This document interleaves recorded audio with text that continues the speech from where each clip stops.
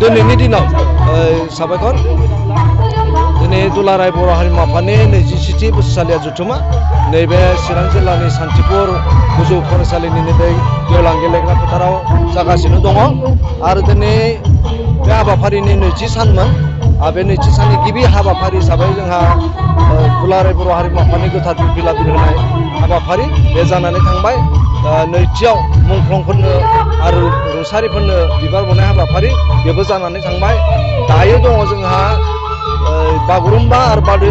बैसागो मोसानाय हाबाफारि बादायलायनाय हाबाफारि बेबो जागोन बिनि उनाव आर्टिस्ट मिट दङ जोंनि बर' हारिनि जेसेबां गोदान गोजाम आर्टिस्टफोर दङ रोजाबग्रा मोसाग्रा आरो बिनिफ्राय दामग्रा देग्रा एक्टर एक्ट्रेसफोर जों बिथांमोनखौबो लिंदों आरो बे हाबाफारिया दसे उनाव जागोन बे हाबाफारियाव सोर सोर आलासि नुजाथिफैगोन जोङो जोंनि सिने आर्टिस्ट एस'सिएशननि जायफोर बिबानगिरि बिथांमोनखौ लिंदों आरो जिहेतु जोङो जोंनि बिटिआरनि चिफ प्रमद बर' बिथांखौ गेवलां मेलनि गाहाय आलासि हिसाबै लिंदोंमोन नाथाय बिथाङा एंगार हायै जाहोननि थाखाय दिल्लीयाव थांनो गोनां जासिगोन होनना जोङो खबर मोन्दों आरो बिथाङा नैबे आर्टिस्ट मिटनि समाव जोंजों बाहागो लागोन बसुमतारी बिथाङाबो दोंसे जोंनो रोजाबनानै खोनासंहोलांगोन बिथांखौबो रोजाबनो खावलायबाय औ जोंनि नैबे बिटिआरनि अनगायैबो जोंहा आसामाव जेसेबां जिल्लाफोर दङ मोन 25 जिल्ला दङ बिनि मादाव मोन 23 जिल्ला सफैदों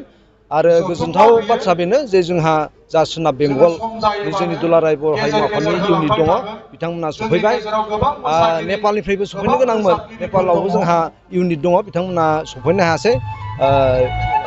आरो नैबे हाबाफारियावनो भुटाननिफ्राय सफैगोन भुटाननि हारिमु हान्जा मोनसे बे भुटान सरकारानो हरगोन आरसि लोगोसे जोंनि दुलाराय बर' हारिमु आफादजों बे कन्टेक्ट जाबाय आरो जों बेखौ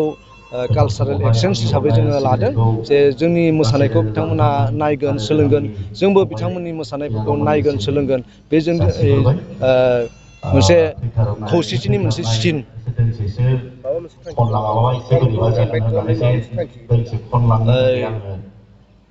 भुटानखौ इनभाइट खालामनायनि थांखिया जाबाय जे बिथांमोननि जा कालचार बेखौ जोंबो नायनानै जाहाथे सोलोंनो हायो आरो बिथांमोनाबो जाहाथे मिथियो जे बर'नि मोसानायफोरा नैबे बागुरुम्बा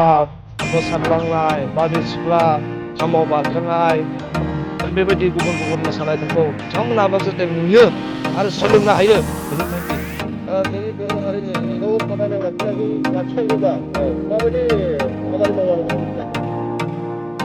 दुलाराय बर' हारिमु आफादनि जा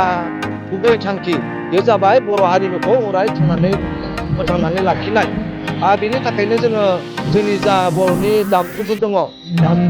आगजुफोर दङ बेफोरखौ जोङो जिआइटेक खालामबाय जोंनि खाम सिफुं सेरजा जथा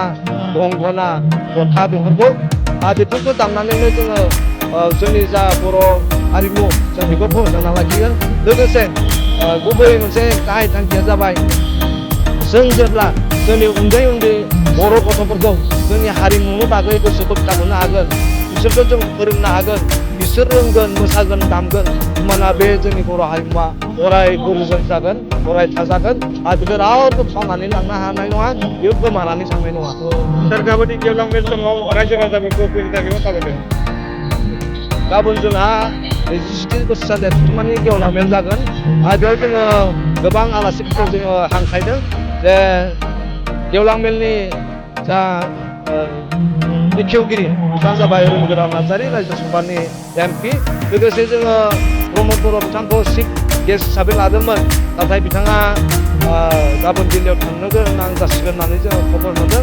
बिनि अनगायैबो जोंहा बे जायगायावनो सानै MP दङ